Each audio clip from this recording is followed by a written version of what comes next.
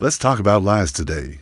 Let's talk about you lying. As I already told you, it's always about you. Mankind is born to lie. Studies show that children start doing this at the age of 3. They do it at the beginning to avoid punishment, to get more sweets, to eat less, and have more fun time. They later lie about homework, about marks maybe, and most possibly about conflicts at school. The grown-ups will lie about themselves, about their weight, age, past relationships, and the list can continue. Is lying good for me? Could be, in some cases.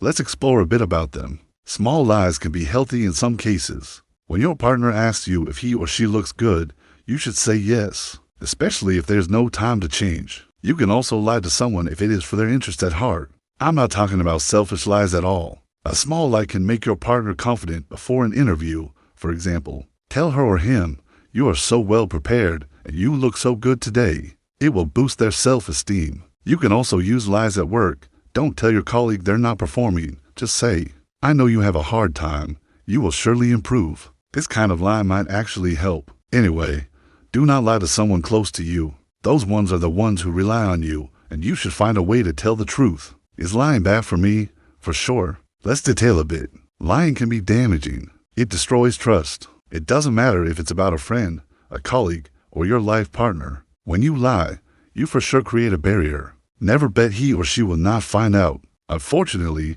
when the other person finds out about your lying, and they usually do, it's almost impossible to regain trust. When you lie, you have to carry it with you. The more you lie, more lies you need not to get caught. It's like a snowball rolling down. Lying is a serious drug. It makes you feel good at the beginning and can destroy you later. It destroys friendships and relationships. And most of all, it destroys you. Let's talk about lying and relationships. Lying destroys intimacy. Don't consider naked only at the physical level.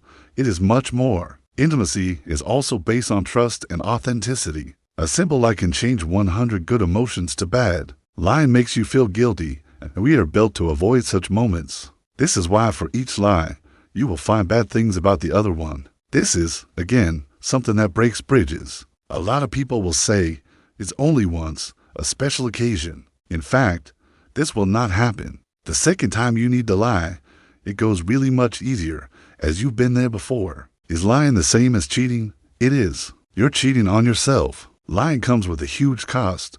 It destroys lives. Relationships will crumble, and people will refuse to trust you. But the person most hurt by your lying is you. It's time to make a decision to never let lies have any part of our lives. Are you up for it? Are you ready to look into the mirror and say, "I lied, and this is not good"? What are you going to do about it? As a psychologist, I've seen the devastating effects of lying on individuals and relationships. It's a complex issue that affects everyone, from children to adults, in various aspects of life. Let's delve deeper into the psychology of lying and its consequences. Lying is a learned behavior that starts early in childhood. It's a way for children to test boundaries and understand the concept of truth versus fiction. As they grow older, the reasons for lying become more sophisticated. Adults lie for various reasons: to avoid conflict, to protect themselves or others, to gain advantages, or sometimes out of habit. But here's the thing, every lie, no matter how small, has a ripple effect. It's like throwing a pebble into a pond. The initial splash might seem insignificant, but the ripples spread far and wide, affecting everything in their path. When we lie, we're not just deceiving others, we're also deceiving ourselves. We create a false reality, a version of the truth that's more comfortable or convenient. But living in this false reality comes at a cost. It creates cognitive dissonance, a mental discomfort that arises from holding to conflicting beliefs or values. This dissonance can lead to anxiety, stress, and even depression. Moreover, lying activates the same brain areas associated with emotional arousal and conflict. In other words, your brain knows you're doing something wrong, even if you try to justify it. This internal conflict can manifest as physical symptoms like increased heart rate, sweating, or difficulty sleeping. But what about white lies? Aren't they harmless? While small lies might seem inconsequential, they can still erode trust over time, even if the intention is good. Like sparing someone's feelings, it sets a precedent.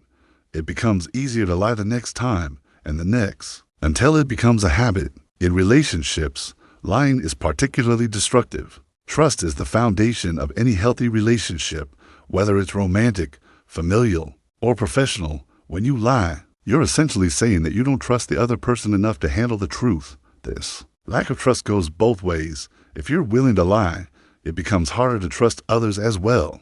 Lying in relationships also creates an emotional distance.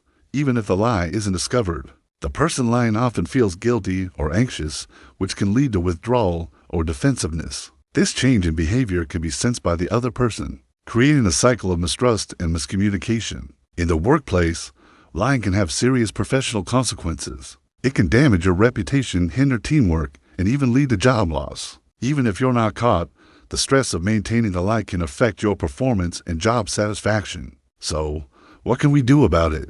The first step is awareness. Recognize when you're tempted to lie and ask yourself why. Is it fear? Insecurity? A desire to please others? Understanding your motivations can help you address the root cause. Next, practice honesty, even in small things. Start with being honest with yourself. Acknowledge your strengths and weaknesses, your successes and failures. This self-honesty will make it easier to be honest with others. If you've been caught in a lie, own up to it. Apologize sincerely and explain your reasons without making excuses. It's a difficult conversation, but it's the first step in rebuilding trust. Remember, honesty doesn't mean being brutally blunt. You can be truthful while still being kind and considerate of others' feelings. It's about finding a balance between honesty and empathy. Ultimately, living a life of honesty is liberating.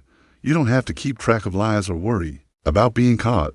You can build deeper, more meaningful relationships based on trust and authenticity. As we wrap up this discussion online, I want you to reflect on your own life. Are there areas where you've been less than truthful? How has it affected your relationships and your self-esteem? What steps can you take today to embrace honesty more fully? Remember, change doesn't happen overnight. It's a process and it takes courage. But the rewards, stronger relationships, improved self-esteem, and a clear conscience are well worth the effort. So, are you ready to make honesty a priority in your life? Are you willing to face the truth, even when it's uncomfortable? The choice is yours, and it starts with the next word you speak. Choose wisely, choose honestly. Find the original article at sergeyknows.com. You may never see this again. Subscribe today.